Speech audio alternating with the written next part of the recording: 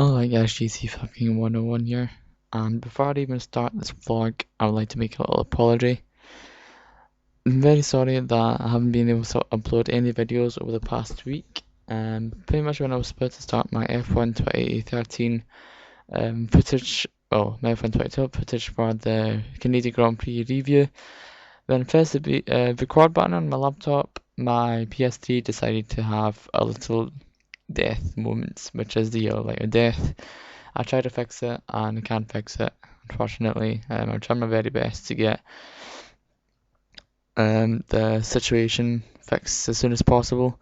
I'm going to order a new PS3 on eBay and just pretty much work on it from that.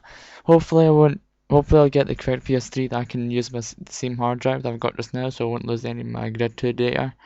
Um, Otherwise I have to start from the beginning again and just cannot be arsed doing that.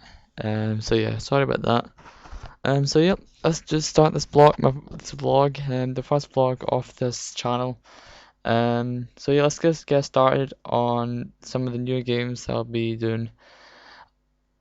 About The Last of Us, I've been watching some walkthroughs of it, and it looks absolutely unbelievable. Some of you may have done the same. Um, the the intro to it, I won't do any spoilers, but oh my god, it's the best intro I've ever seen to any game, and it just will definitely show that this game has got a lot to show and will make an absolutely amazing game to play. Hopefully they'll make it with the PS4. Will it be another installment? Well, we'll see what happens at the end of it. But yeah, it's unbelievable, and hopefully I'll be getting it, and hopefully maybe by the time I finish Grit 2, maybe even when I finish work and go to college when I've got more time to play, I'll be starting some walkthroughs on The Last of Us. So yeah, we should see what will happen about that.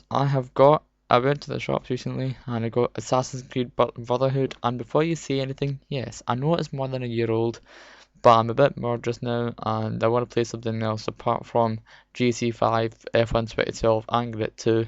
So I decided to buy Assassin's Creed Brotherhood and I'm going to be playing that. Probably won't do any walkthroughs on that. I'm just be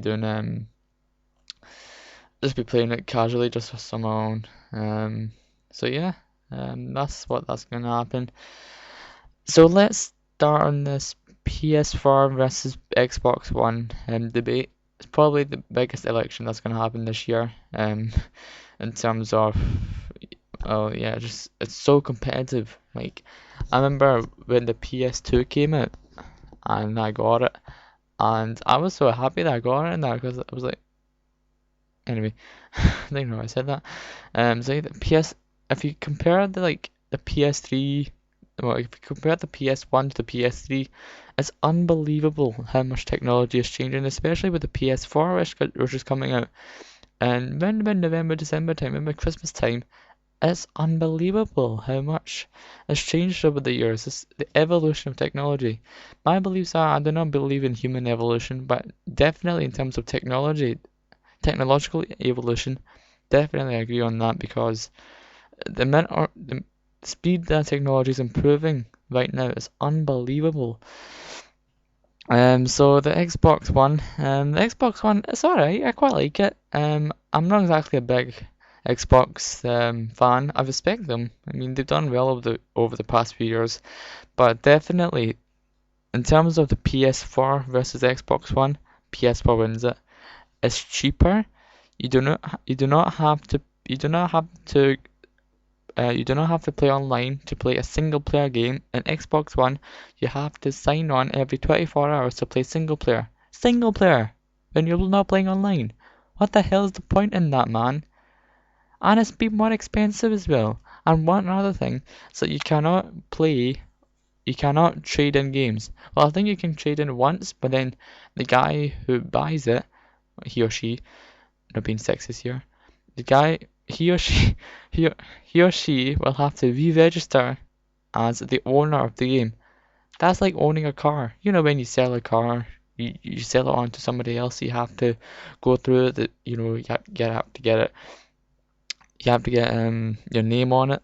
You have to register on your own name. It's just like that. It's not a car, man. It's a game. It should. This is what. And if you think about the developers who spent probably millions and millions of pounds, or dollars or euros, wherever you are, who spent a lot of money developing this game, and you can't really, when you're bored of it, when you finished it and you don't want to play anymore, what are you supposed to do with it? The only option is put it in the bin. And that's just a waste of millions of pounds of the developer's money, who spent a lot of time and money. Oh, I already said that, haven't I? Anyway, we spent a lot of resources to make an amazing next generation game. And that's a big shame, that's a big shame. And I put down a link in the description below, but a video Sony made to take the utter piss out of Microsoft about this. It's unbelievable. Pretty much well, I'll let you see it, but when I was watching the E3 2013 conference that Sony did, they did an amazing feature, and I just started laughing at this. Well, laughing for them. No, anyway, they're pretty much talking about it's gonna be cheaper. It's gonna be nearly $100 cheaper than the Xbox One. It's gonna be £80 more cheaper, and it's gonna have more in it. You can do more stuff in it. And I think Xbox and Microsoft games have done a major flaw in this. Because when I was watching the conference, I respect it. The Xbox One is a good console, but they're missing some key parts. You know, when I was watching the reveal conference before E3, they spent a lot of time talking about entertainment and the technology. I mean, they made a console which, when connected to your HD TV, you just say Xbox, turn on Xbox, switch to TV mode. I don't want a games console to do that. I want a games console which will play, I don't really know. Oh yes, a game.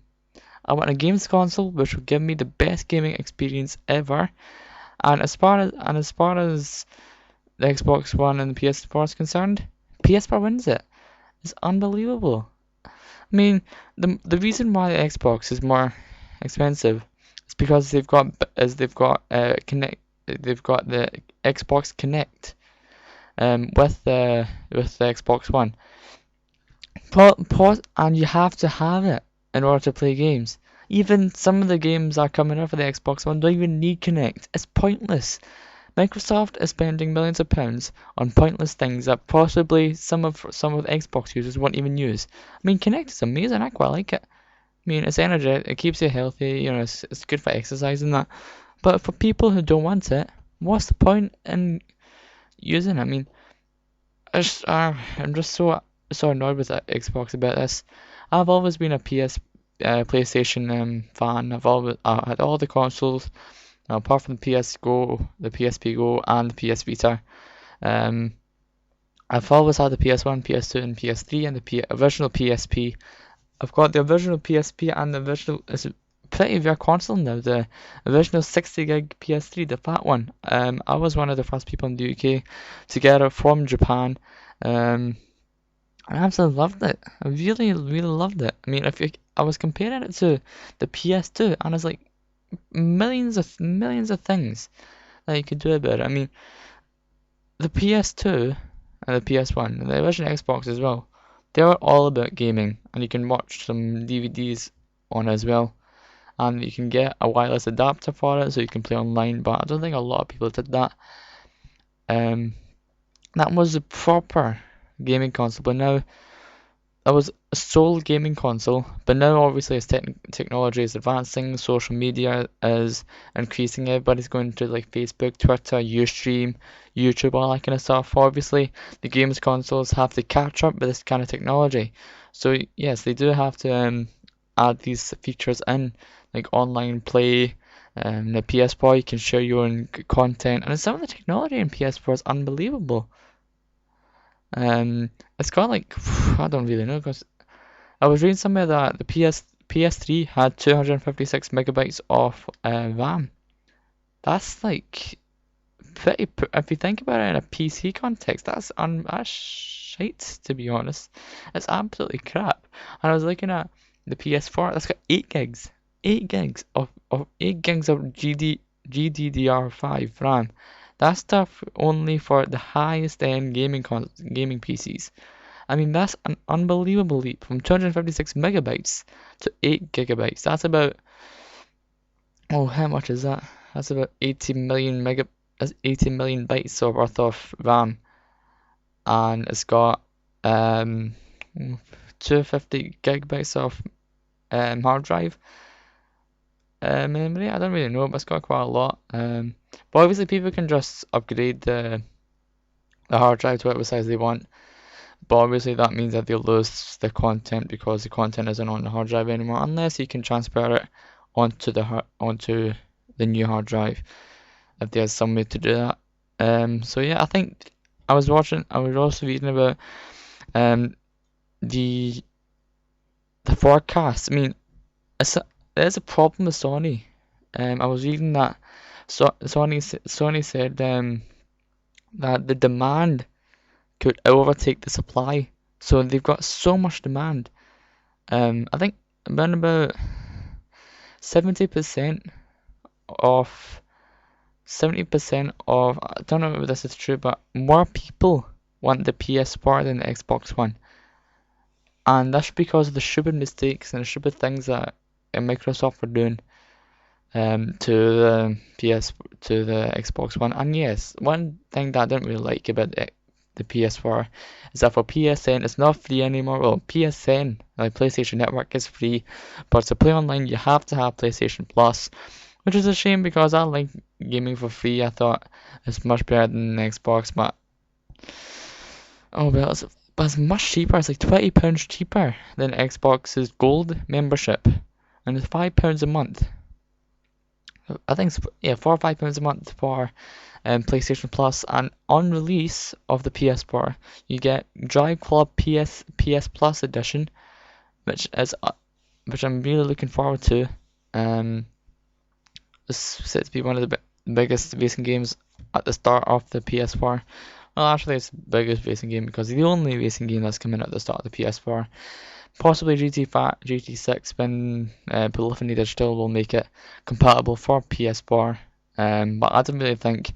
I've been reading that unfortunately there won't be any backwards compatibility, so you cannot play PS3 games on it, even though it is using a Blu-ray drive, but it's more sophisticated as a upgraded version of the Blu-ray drive. It's still Blu-ray, but it's just an upgraded version from the PS3. So that's a worry for Sony that probably won't have enough supply. Probably won't have enough supply to to supply the demand pretty much. I mean, there's so many people who want it. So yeah, it's up to you what you want, but definitely for me, I would strongly recommend it. Get the PS4. Pre-order it on game. You can get a £20 discount, or not £20 discount. It's £350. £350 for the PS4, and the Xbox One was around about £430 for a console, which is supposed to be like crapper. It's supposed to be more crapper. If that makes it more crap, very much. So yeah, my recommendation: get the PS3, and that's pretty much it for this. As I said, I'll try and get more Grid 2 content on as soon as possible, and I'll make sure the PS3 is ready for the time of the Silverstone Grand Prix. I'm sorry I didn't write anything on my actual blog, F1 King 101 News. I was so busy over the weekend and only had time for the videos. I mean, because they don't take as much time with me, I could just leave the laptop on for it to upload onto YouTube.